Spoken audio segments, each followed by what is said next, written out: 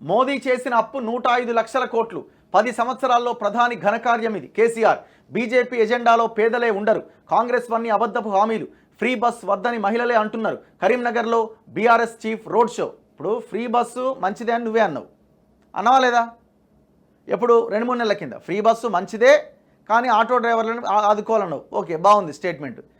Free bus వద్దని మహిళలే, ఎంతమంది మహిళలు ఉన్నారు ఫ్రీ బస్సు వద్దని చెప్పు. అసలు నీ పార్టీ స్టాండ్ ఏంది దాని మీద నీకే క్లారిటీ లేదు. నెంబర్ 1. నెంబర్ 2, మోదీ అట 105 లక్షల కోట్లు అప్పు చేసిండట. మోదీ కూడా అప్పు చేసిండు. ఓకే, మరి నువ్వు చేసిన అప్పు సంగతి ఏంది? ఆడున్న వాళ్ళకి తెలియదు. అరే నువ్వు కూడా అప్పులు చేస్తావు కదా, 7 లక్షల కోట్లు అప్పు అని అంటున్నారు కదా, మరి దానికేం సమాధానం చెప్తావు? అంతకుముందేమన్నావు, అప్పు ఎందుకు చేయరండి, బరాబర్ చేస్తాం, ఎందుకు చేయం, మళ్ళీ చేస్తాం అని అన్నావా లేదా? మళ్ళీ నువ్వు అదే అప్పు గురించి ఇంకొకరిని ఎట్లా కౌంటర్ ఇస్తున్నావు?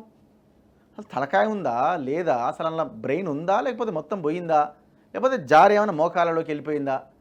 నువ్వు మాట్లాడిన మాటలకే నీకు క్లారిటీ లేకపోతే, గతంలో మాట్లాడింది నువ్వు ఒకటైతే ఇప్పుడు ఇంకొకటి మాట్లాడితే ప్రజలు ఎట్లా రిసీవ్ చేసుకుంటారు? ఒక లీడర్గా ఎట్లా నిన్ను చూస్తారు?